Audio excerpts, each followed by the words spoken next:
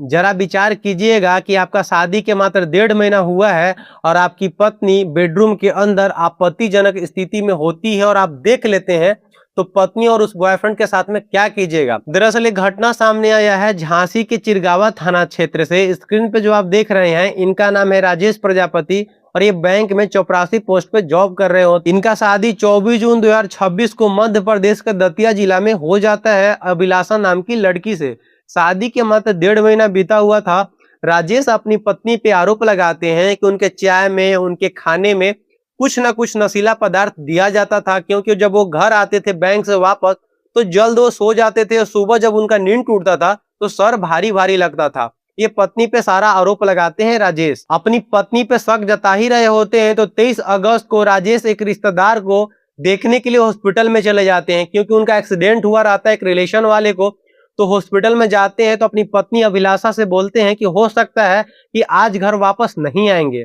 जब वो हॉस्पिटल में चले जाते हैं तो एक पड़ोसी लड़का के उनके पास फोन जाता है कि तुम्हारे घर में कोई है भी नहीं, तुम्हारी पत्नी अभिलाषा घर में अकेली है और एक लड़का घर के अगल बगल मंडरा रहा है, मुझे कुछ दाल में काला लग रहा है। जो उनका दोस्त होता है ये सारा बात राजेश से बता ही रहा था, तो जो प्रेमी होता है उनके घर में घुस जाता है और जैसे ही राजेश ये बात सुनते हैं तो बोलते हैं कि तुम घर के बाहर से निगरानी देना शुरू कर दो, बस 10 से 20 मिनट के अंदर वहां पे हम पहुंच रहे हैं।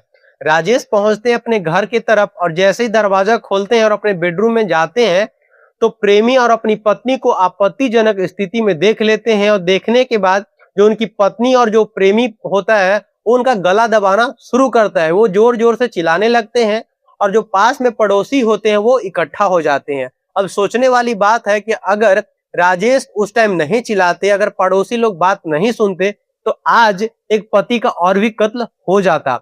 वो शुक्र मनाइए कि आज वो जिंदा हैं। और उसी स्थिति में दोनों को पकड़कर पुलिस को भी इन्फॉर्म कर दिया जाता है। मौके पे पुलिस भी पहुंच जाती है और ये बात थाने तक पहुंच जाता है। कमरे के अंदर बेड पे दोनों बैठे रहते हैं और प्रेमी और उसकी जो पत्नी अभिलाषा होती है दोनों को शादी करा दिया जाता है। मीडिया रिपोर्ट के अनुसार क्या ये निर्णय सही लिया गया या गलत? और शादी के मात्र 1.5 महीना ही हुआ था। अब राजेश के ऊपर क्या बीत रहा होगा जरा सोच के देखिए। ये घटना समाज के लिए काफी ज्यादा निंदनीय है और आप बताइए कमेंट बॉक्स के अंदर अभिलाषा और उसके प्रेमी के साथ कौन सा सजा देना चाहिए। अगर आप किसी से प्यार कर रहे हैं तो उसी से शादी कीजिए, ना कि किसी और से शादी कीजिए। मेरा राय तो यही है। अपनी राय कमेंट बॉक्स के अंदर जरूर से बताइएगा और इस वीडियो को शेयर कर दीजिए ताकि और भी लोग सचेत और सतर्क हो सके।